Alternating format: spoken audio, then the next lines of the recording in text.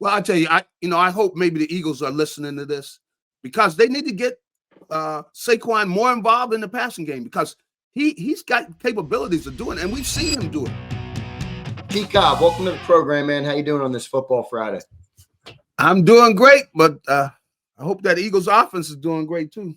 Yeah, they got to show up this week, JAKIB. Got to show up. They're going to have to score some points. They got to score some points. I think we've been looking forward to this game. We all wanted to see this game last year, and it didn't work out because of the injuries with Detroit. We finally get to see it. It's coming up on Sunday night. I feel we haven't talked about the damn game at all because all we talk about is A.J. Brown, and all we talk about is, oh, what's going on? It's as the Eagles turn. They're 7-2. They got the number 1 seed. I don't. Yeah, well, and you can see AJ, when he's having his deep moments where he's thinking about what he's going to say and how he feels and all that, So it's interesting being over there and, he's thinking about how he's feeling about everything. But ultimately, that offense is going to have to wake up, and they got to show up ready because I was just looking at all the speed that the Lions have, man. They come at you, and if you let them run the ball on you, you are in for a long day. Those running backs are impressive, man. Yeah. Sonic and Knuckles, and they complement each other so well because you got the great player in space, the super athlete, and then you got Montgomery, who might be the most physical runner in the NFL. And then you got Godzilla on the offensive line with Penei Sewell. This is the rare time where you go into a game, and this is part of, this might be part of the reason the Lions are so injured. They have Dan Campbell as their head coach. Dan, big physical guy himself. They're physical. Yeah. They might be the only team more physical than the Eagles. They just punch you in the mouth. Yeah. Yeah, it's going to be a battle. The whole thing, I think a lot of it is, if they can run the ball on the Eagles, the Eagles' run game has really stepped up. I mean, can I say that the first game, of Jalen Phillips, could it have been better? I mean, the guy stepped in and did everything and more of what you wanted to see, and you could see how he's affecting the quarterback. He's making the quarterback get uncomfortable, which is something they weren't doing. And he has the ability to either, rush upfield, come inside, but whatever, he can get that tackle moving and get him back in the space of the quarterback and make the quarterback uncomfortable. And he just did a great job. I mean, could they have picked somebody better? I mean, and you got to give them a lot of credit for making that move, man. That was, oh man, this guy's a sight for sore eyes, boy. Really, just he's got a tough one this week, JAKIB. You're going up against Penei Sewell. That's a tough matchup. I know. I agree. But the big thing is with big guys, though, if you get them moving, they don't want to move. You use that speed and you got some power. That's what gives those big guys trouble. So we'll see what the matchup, what they do. But that is going to be a good battle. And this is what you want, man. Everybody's been wanting to see how these teams match up against each other. We didn't see it last year, but we get a chance to see it this year. But, to me, the big thing is, can you make Jared Goff uncomfortable? Meaning if they're not running the ball real well and you're making him get off his spot, he's not running anywhere. He'll throw the ball to you. I tell those guys, hey, man, look, spend a couple hours catching the ball because you might get a chance to catch a few, this week. So, be ready for it. But this is the fun of the NFL. It's when you got two teams coming in, they haven't played each other. We want to see how do they match up against each other. And you got a lot of guys who are going to be battling. I want to see, N'Kobe and Zach Bond there in the middle, see how they battle up, how they work against these running backs, because these are some outstanding running backs. But, let's see how they feel about getting hit. JAKIB, who do you think has the advantage? Like, who do you think has been playing better this year? The Eagles are 7-2. Defense has really come alive. Offense, we all know the conversation that's happened about the offense. versus Detroit still kind of living on that. You know, they are a very good offense once again. Dan Campbell took over play calling last week. Who do you think just in a vacuum has the advantage in this game, skill set wise, talent wise, and how they've played this year? Well, that's tough because I would say for most of the year, I probably would give the Eagles an advantage when I'm thinking about their their defense. This is a new defense there, how are they going to do? But then you see, Detroit at times just explodes, man. And it's like they've got more weapons than they had a year ago. It's going to be the kind of thing where they have got to get, to that quarterback and get him moving and everything. If he's comfortable, I don't think the Eagles can cover all those guys. I don't think that they have the secondary to do it. That's why, Phillips, and they need the best of Jalen Carter too. They need the best of Jalen Carter this week. That could be a key, which is I think he could create problems inside there. And that's right in Jared Goff's face. Jared Goff does not like to move. He wants to stand there and throw the ball. He doesn't want the pressure in his face. He's not comfortable with that pressure in his face. And I think that Jalen Carter can create a problem. So, to say which team matches up best, clearly the Lions defense would have somewhat of an advantage because the Eagles offense has not been explosive. They haven't been consistent where they come out and score points. So, well, I wouldn't put any of my money on this game, but I would put some of your money on it. Yeah, I ain't putting my money on this one, JAKIB. Well, it might be as simple as, you talk about, all their playmakers. Well, all of a sudden, Sam Laporta, their great tight end, shows up on the injury report with a back injury. He hasn't practiced yet this week, and there is serious concern that he will not play in this game. I mean, I think that might shift things right there to the Eagles. I really do. He's like the third, and with them, fourth down, because they always we have to talk about that, their aggressiveness as well. But he's the guy, along with Amon-Ra St. Brown. He's the guy that Jared Goff looks for in big situations. And he's been dominating for people that don't know him. Very much like Tucker Kraft. Tucker Kraft, the Green Bay loses him. They don't look like the same offense. I think the same thing might happen without Sam Laporta. Yeah, that's a good point. That's a good point. Because he is very effective. And then, see, the thing about the tight ends is, the good ones can get lost in the shuffle because, if you got the running game and a good tight end, they really make it very tough for linebackers. And I can tell you that from experience that, you're playing the run and then you got the tight end as well. Well, a good run fake, if they're running the ball well, you got to honor the run fake. Right. And so that gives the tight end that's a split second to really kind of get lost. And he gets him behind you, and now you're chasing him, and that creates problems. So they have had that. And I've seen the Lions when they get in a tough situation, they get that running game going, and then Laporta, he gets lost. And so he's there. You got to worry about the deep threat all the time. So they definitely do have some outstanding weapons. And I don't know. I'm trying to think about who I could see matching up well against Amon-Ra St. Brown.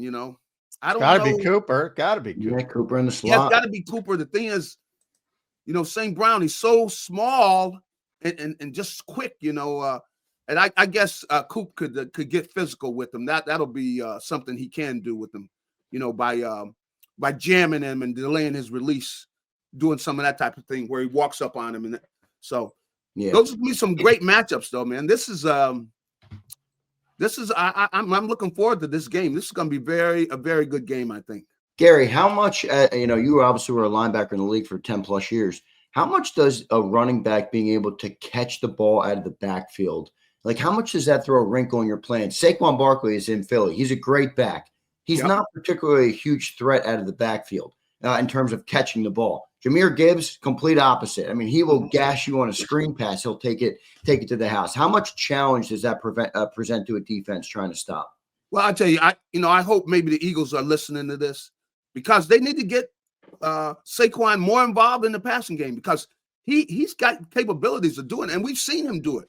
He's made big plays for this team, and it's a way where if their running game is not going well, then they can get him involved. But it is very tough to deal with running backs, because the good ones will use they'll use the offensive line as screens where they kind of screen you off, and they'll run their route utilizing those guys. The good ones will also use the tight end in order to use as a pick play. And so good running backs, they take their time too. Like on a screen, a good running back takes his time. He's not rushing. He kind of makes you have to either drop into your if you're in a zone, you're dropping away from them, giving them room. And then if you're in man-to-man, he will utilize his offensive line or his tight end to kind of screen you off. So, and I see the Lions running backs, they're good receivers. And, and I tell you, just, let me get it. Just talking about, who am I talking about? Gibbs. Gibbs is the kind of guy where the night before the game, I'm not getting any sleep. I know. This guy is so fast. Yeah. And, if you get caught man-to-man on him, well, he's the kind of guy where I'm going to be telling my safety, look, don't take your eyes off of us over here, okay? I got this Gibbs guy, man. This guy is fast. They got to know where he is all the time, because they don't have a linebacker that can run with him, So, and I think the Lions love to get him isolated, whether it be on screens, downfield, he runs routes. So this is going to be a tough game, man. I tell you, if the Eagles offense does not show up, they don't have a shot. I mean, because, and they're going to play well. I think the defense is going to play well, but, you need some offense. You guys got to show up and at least put, 20 some or something on the board, man. You got to score some points. And so this is going to be a fun game, because it's going to be a challenge, man. And they're coming into the Eagles' house. And so this is going to be a lot of fun. But Jared Goff, he's the guy that if I was playing, I'm going to start talking to him the time he comes out the locker room. Goff, we're going to get you, man. We're going to pound you, because if he's in a flow and you're not getting to him, I think the Eagles' chances are they're low. But if they get to him, I think they can get him for some turnovers. He gets erratic. He's going to be off time. He's going to give you the ball. If you can get to him, get some hits on him, especially early in the game. Yeah, we need a Jalen Carter, a big hit early, G-Cobb, to throw him off. Hey, Buddy Ryan used to tell us, hey. Be careful, G. He said, hey, look, if you get a chance to get a shot on one of these guys early in the game, the penalty is mine. Yeah. I want, and this would be the kind of game. Sean Payton got suspended a year for that. You can't do that anymore. Hey, I'm not saying I said it. No, I'm just, but, and because how big it would if you can get, if somebody can just get to him. And I think about the last game. I mean, Phillips just made such a big difference, because he was affecting the quarterback. He was making him uncomfortable, and they hadn't been doing that consistently, but he did that this last game. Now he's got his work cut out for him this week. I mean, they got some quality linemen. This is a great battle. I was just thinking this morning, I see there are 4 teams that I think are going to be going to the Super Bowl. One of them from the NFC. It's going to either be the Rams and the Seahawks, the Eagles, or bingo, the Lions. I think one of those 4 teams is going to, all these teams are playing each other this weekend, but I think one of those teams is going to be going to the Super Bowl from the NFC. I think, if everything continues like it is, because some good football teams. Yeah.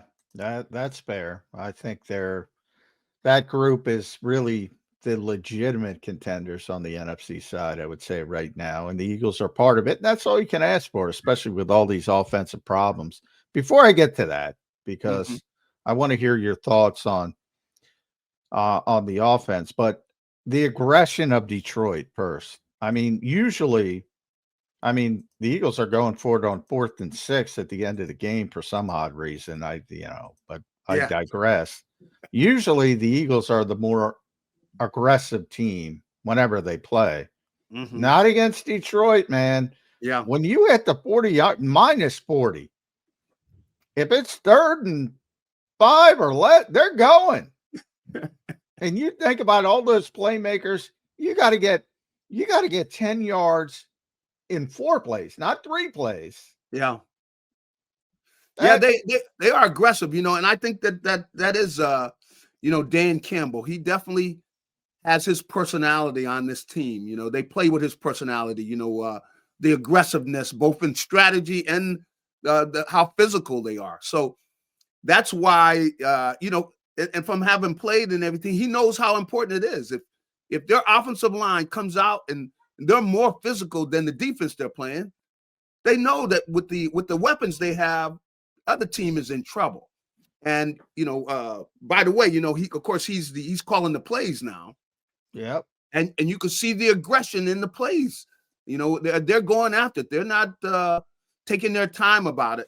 They really are an aggressive team, and that's why I just kind of liked. I was over, when I was over there to hear the Eagles players, acknowledging it and saying, hey, they were looking forward to it.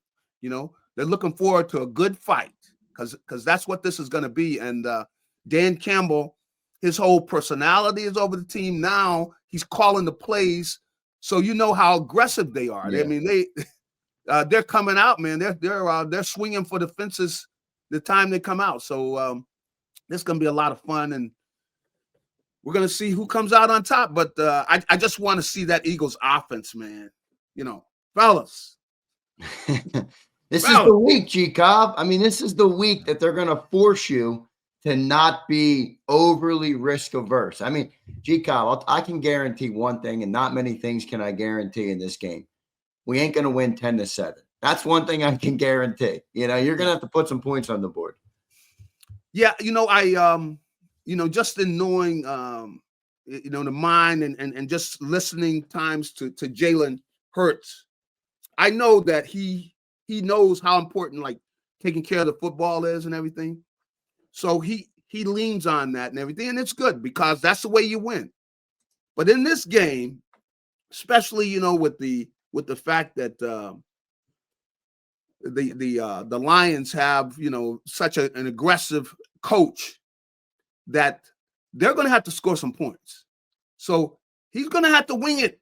I mean, I think they've got to go get aggressive. They're going to have to come out and be aggressive, in moving the ball. And I think that's why maybe this week, AJ Brown, he kind of wins this week because they got to go to him. They got to throw that ball. They've got to be aggressive. And they got to put some points on the board. And they got to come out there knowing that, not be expecting depending on the defense to hold them to 14. Look, we got to score some points. We got the weapons here. Got all you guys assembled. Come on, let's throw the ball down. We need some intermediate routes where you run the guy off, and then you have 2 and 3 guys where they have layered. I don't see everybody runs those routes. Throwing the ball downfield. Let's see some aggressiveness. I want to see some screens to Saquon and get Saquon involved downfield a little bit because they've got him matching up with their linebackers. Their linebackers cannot cover Saquon. Oh, so you got a mismatch there. So I want to see them take advantage of that. And also, of course, they've been, working the tight end and everything, but they got to get more aggressive because they got to score some points this week. And, boy, I think you're going to be. I think you're going to be unhappy, Chica. Now, now, if I told you the Eagles had 7 worse passing performances last season than they had in Green Bay, mm-hmm. which is exactly what they did. But the difference is, and by the way, 2 in the playoffs against the Rams and the Packers. Yeah, brutal passing games. But they had that running game to lean on. Number 2 in the NFL, Saquon Barkley with the historic season. Now they have the 25th ranked passing offense, which is actually better than they were last season. But their rushing offense is 21st, which is way cratered down. What's the problem? They got to get that running game going. Are you trying to get me not to watch the game? No, I'm not. Hey, I'm not saying it's pretty. I'm not saying it's aesthetic. I'm not saying it's what everybody wants to see. But that's their formula for winning. That's right. They got to get this running game going. I agree with you. And the one game they did get it going, of course, against the Giants. They put up some points. But I think there's a chance they could get the running game going. I could see that happening. I know they're going to definitely try to. But if they don't, then they got to open up and they got to let it go with the passing game. But either way, I think they're going to need some passing in this game anyway. But hopefully they get the running game going. I think that will open up the passing game. So it's going to be big, very important. Who wins, of course, up front. And I know that you got some of the guys getting healthy. It looks like you're going to have Lane. Johnson is going to be back. Look, he practiced there yesterday and everything. But they need to get that running game going. There's no doubt about it. But we got to see something, in consistency. Yeah. So they're only they're consistent. I don't know what to say because we haven't gotten that most of the year. Yeah, I mean they're consistently inconsistent, is what they are. JAKIB, talk to me about game planning. On defensive side of the ball with the change in play caller last week. Like, how much is that a wrinkle? Is it not a wrinkle at all? You change play callers. There's a lot less tendencies. Last time Dan Campbell called plays, it was like 21 or 20. I forget when it was, but it was a few years back. So how much does that change or, present challenges for the defense game planning for this Lions offense? Well, all of the play callers have a personality, right? And you really have to go back and study what they've done. Because a lot of times, they'll like to start off a certain way. But one big thing is when they get in a tough situation, they got a personality, meaning like, what do they really believe in? That's what you're going to get. So if they get in a situation where it's, well, even with Campbell, though, I mean, as much as he goes for it on fourth down but third and long, what does he go to? And you kind of go back and you look and it might be either a play or it's a player, and I know when I was playing, a lot of times that's the way it was. It was either you had a coach who believed in a certain play or he believed in certain players that he's going to call and try to get the ball to in those situations. And so I think, Amon-Ra St. Brown is the guy they like to go to when if it's third and long, if it's fourth and long, they like to get it to him. But they'll go up top to these guys that can really run, man. Jameson Williams, man, you do not want to get in a foot race with him. And I think also that the chances are, if I'm looking at the Eagles and I look at their secondary, Adoree Jackson, I'm going after Adoree Jackson. Why does nobody go after Adoree Jackson? Wait, what's that? Why do people don't go after Adoree Jackson or when Keely Ringo's out there? It's amazing to me. Well, they try to kind of roll their side a lot. Yeah, that's the way they try to cover them, where they don't let them get into the as much as the other side. They don't try not to just leave them by themselves, where at least they have deep help with one of the safeties. So they try to do that, but at the same time they line them up man to man and leave them in situations where they're by themselves. So I could see where they're probably going to try to attack him, because I know if I were coaching the Lions, that's where I'd be going. I'm going to look up and find out what he's talking about and how he's feeling, because I think that he's not the best tackler. He's not that big. A straight arm is going to break his tackles and everything. So he's playing better, though. I will give him credit for that. By the way, I can't believe I've never asked you this, Mhm. and shame on me, but because you've been under some of the best defensive minds ever. You brought up one of them, but what do you think of Vic Fangio? Because man, to an outsider like me, that dude is special. Dan Campbell called him a legend. Yeah, out in Detroit this week. Yeah, I mean, I love the guy. I'll tell you. I like the job that he does. He's, first of all, he's not trying to sell you every time you talk to him. He's being honest and everything. But the guy is just brilliant with the way that he's able to, with his timing. Like, think of the blitz. I'm thinking about with Nakobe, the blitz. He's sitting Nakobe on. Just the great timing, and at the same time, he doesn't like giving up big plays, so he's not going to overdo it with the blitzing.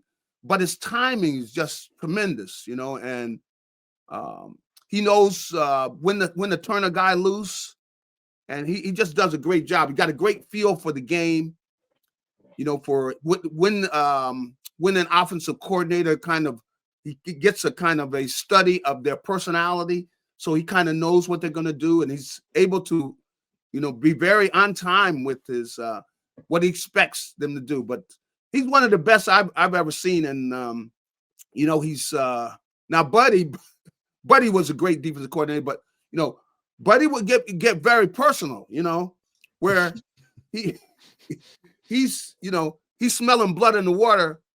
And or if the offensive coordinator said something, that week, now that tick him off, and that's going to affect the way he's calling the game. Whereas Vic is not like that. Vic is not going to let that affect the way he calls the game. But they both were brilliant. But I really enjoy watching his defenses and the way that he will take away certain players. He will really put a quarterback in a situation where he's kind of playing head games with the quarterback, and then he knows when to blitz. He just got a great timing for the game, and I guess all the years, and the other thing I probably would give him credit for, which is really not so much just my history of being around the game. The guy's comfortable in himself, like he doesn't want to be a head coach anymore. He wants to be a defensive coordinator. That's what he wants to do. He doesn't want to be a head coach. I mean, some guys, because of somebody's pushing them, will end up doing things and really getting themselves in a place where they don't like it. They don't like the job. They like what they were doing before. And I can appreciate the fact that he's honest with himself, comfortable in his own skin. And you can see the players. And I don't see why he had, trouble down in Miami or whatever, because he's a good coach. I mean, like he's going to chew your butt out when you didn't do your job. That's what a coach is supposed to do. At the same time, he's very easy to you can see he's very easy guy to talk to. And I couldn't say enough good things about him, man. I enjoy watching him work. Yeah, he's one of the best ever. I think that's fair. And G Cobb is one of the best ever. Follow him on X at Garry Cobb, 2 R's, 2 B's, gcobb.com. You can watch him locally on Fox 29. Still doing work there. Who's going to win, G Cobb? Well, it depends on which what Eagles offense shows up. But I think they are, one thing I will give them credit is, when it comes to showing up when they need to win a game, they've shown that they do that. So I think this is going to be a tight one, though. So I got the Birds, pulling it out 30-27. Woo! Look at that. Kevin Patullo, high-flying offense, baby, 30. Yeah. Yeah, but it's going to be a 30 fun game, though. I think it's going to be a fun game. I'll tell you what, And Nick who knows? Sirianni has not lost to an NFC North team. Not Wow. lost. 10-0. Wow, man. 10-0. Wow. I think he's going to get a he's going to see. We could see them again in the championship game. Who knows? Yep.